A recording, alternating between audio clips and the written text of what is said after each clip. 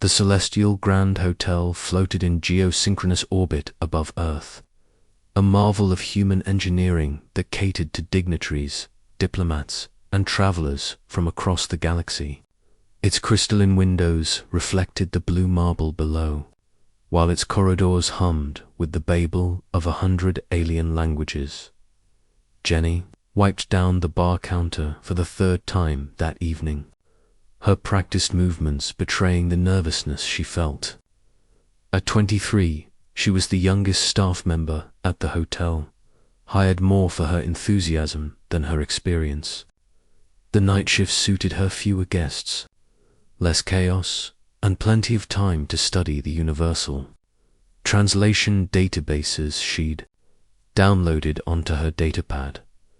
The crisis had begun 3 hours ago. A shuttle had docked, carrying a single passenger, being unlike anything the hotel had ever hosted.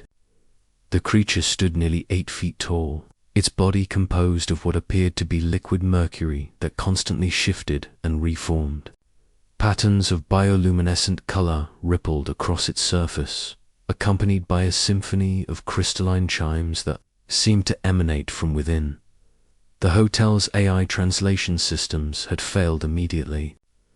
The universal translators, marvels of technology that could parse everything from Centaurian click speech to Andromedan pheromone patterns, produced nothing but error codes.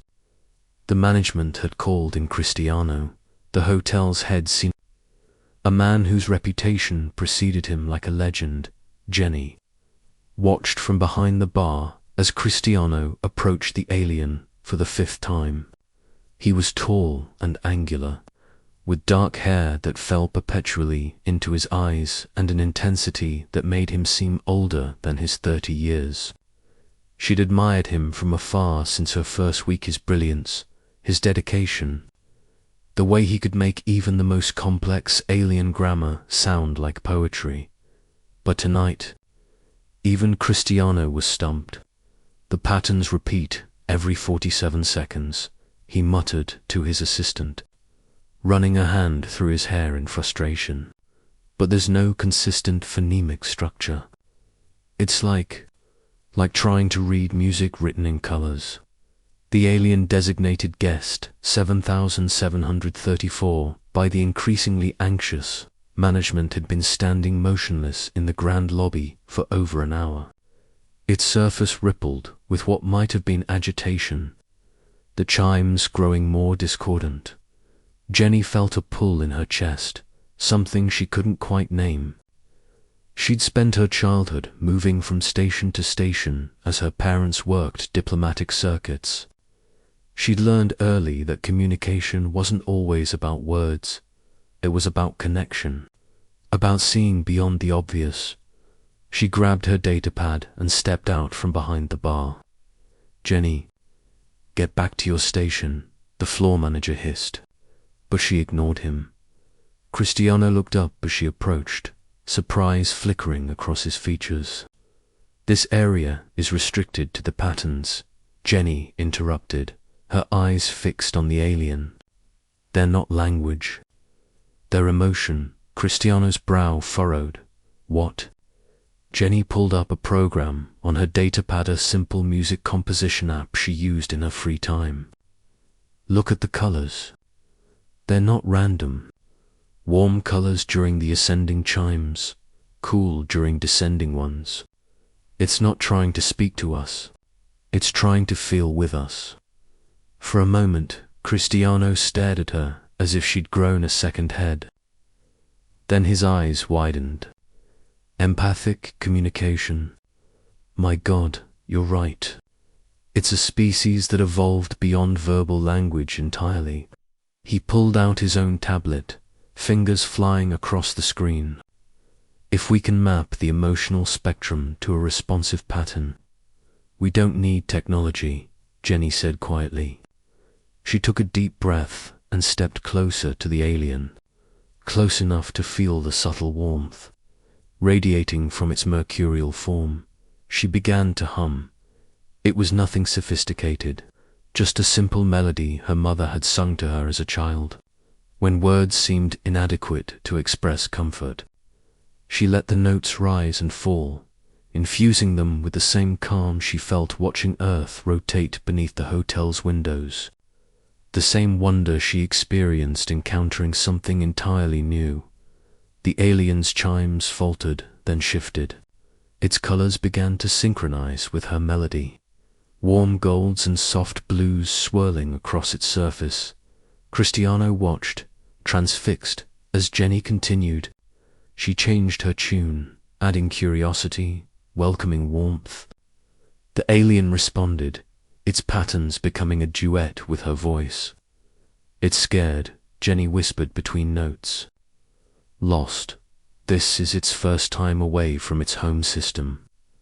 How can you possibly know that? Cristiano breathed. Because that's what I would feel, she replied simply. She modulated her humming, adding reassurance, safety, belonging. The alien's form began to settle, the frantic shifting slowing to gentle waves. A single, pure note rang out from its core, unmistakably a sound of relief, of gratitude. The lobby had fallen silent. Staff members and the few late-night guests watched in awe as the young bartender and the alien creature communicated in a language older than words. When Jenny finally stopped humming, the alien extended a tendril of liquid mercury toward her. Where it touched her hand, she felt a cascade of emotions: gratitude, wonder, and the warm recognition of a kindred spirit who understood what it meant to be a stranger in a vast universe. Cristiano stepped forward, his expression transformed from frustration to amazement. That was incredible. Where did you learn to do that? Jenny smiled. You can't translate everything into words, Cristiano. Sometimes you just have to feel. Over the following days, Cristiano and Jenny worked together to develop a new protocol for empathic species. He brought the structure and knowledge. She brought the intuition and heart. The partnership was unexpected but perfect, two different minds finding harmony. As for guest 7734, it became the Celestial Grand Hotel's longest-staying visitor, returning year after year. And always it would find Jenny, and they would share their wordless songs, reminder that in the vast cosmos, understanding begins not with language, but with the courage to connect. The hotel's reputation grew, known now not just for its luxury, but for being the one place in the galaxy where truly being heard meant being truly understood. And Jenny never returned to the bar. She had found her calling in the space between words, where humanity's greatest strength, empathy, could bridge any divide.